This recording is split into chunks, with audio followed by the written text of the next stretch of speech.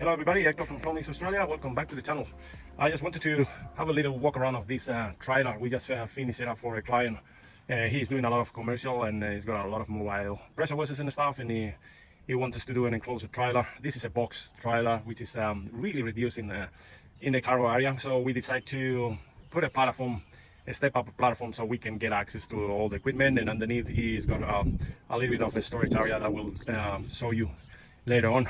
Starting from this side, we've got 3 hose reels, and the left one is a soft wash reel, 18 inches, 80 meters of 600 psi half-inch hose. In the middle we got the pressure washer, 60 meters, 12 inches hose reel, and on the right side another 18 inches, which is 50 meters of 3/4 hose for filling up the buffer tank that was requested by the customer. In this little corner here we got the discharge valve, which is 1.5 inch, just to make sure it will discharge the remaining water for traveling as soon as possible. Walking close to the trailer, we decided to install our 2 tanks. They are 220 liters each. This is the chemical tank, this is the water tank, and this guy here has got our float valve, which is kind of cool. The couple of features he's got, having the sensor located up in the tank, it will make sure it will fill up to the top.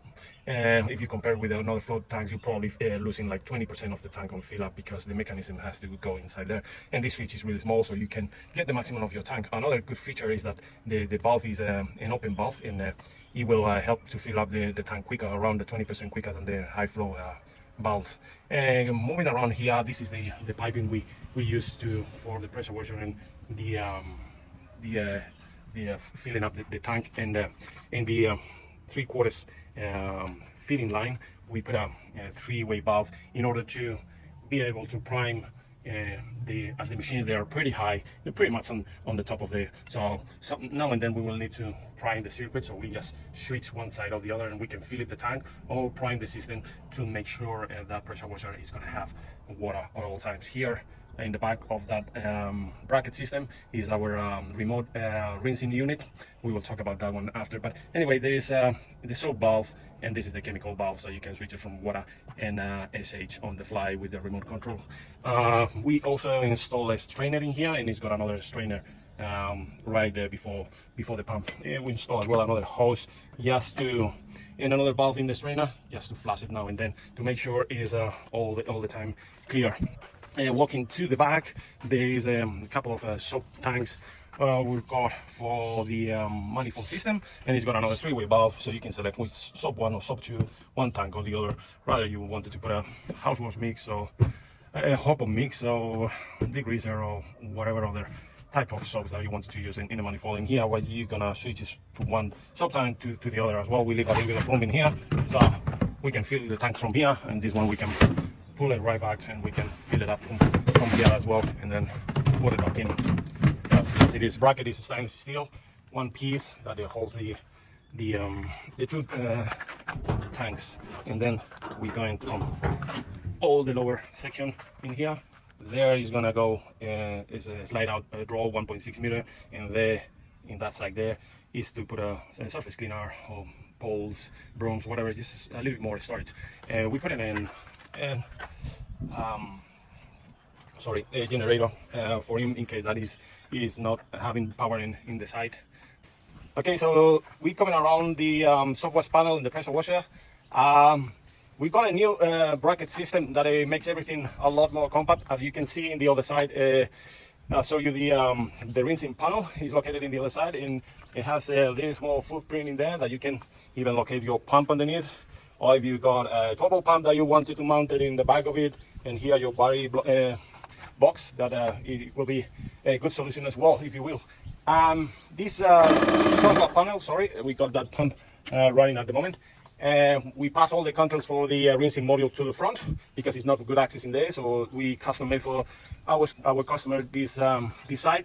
And yeah, you start and stop the electrics in here, and to activate the bypass, which is going to run through your SH line. At the moment it will only run water through the line, but as soon as you switch to chemical, you're actually getting chlorine from the tank. So that line, this one is the water line, and then you got the chlorine line, which is coming from the top of the line, traveling to there and connecting to the back to the 3-way valve. So now we actually using chlorine through this line. You can activate the panel from here, or also there is 2 remote supplied with this system that they got more than 1 kilometer range to start and stop your bypass. Okay, this remote control, they got a 9-volt battery that will last you a couple of years at least. This pressure washer is a second-hand one that our customer that wants us to set it up in here in case that he wanted to take with him sometime. So we put some cradle brackets in there for the wheels and straps in there to secure it. This pressure washer, it has a new color 429 40 horsepower with a 3000 psi and 21 liters per minute pump. Okay.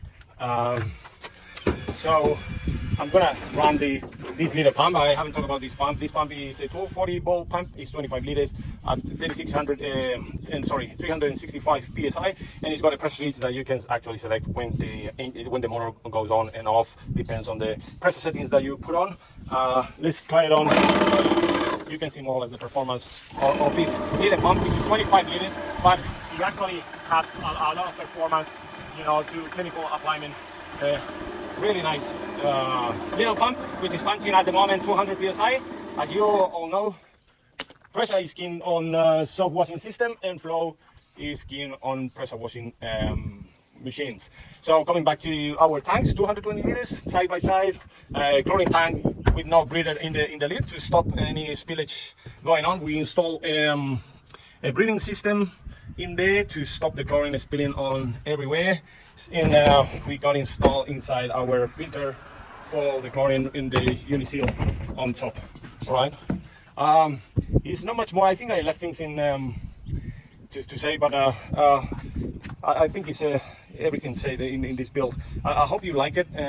Please subscribe to the channel if you want to see the following builds that we have, or pumps and hose reels that are coming soon. And yeah, thank you so much for looking, and I hope you like it. Thank you. Bye. Yeah, almost forgot, guys. We installed this light on top, so the owner can see when it's using chemical or just water by just clicking the remote control. He knows from any positions around of the trailer that is using chemical. Okay, we protected this so he can still put in his ladders in here, and it will safely protect it in there. All right, all the best, guys. Cheers. And there she goes.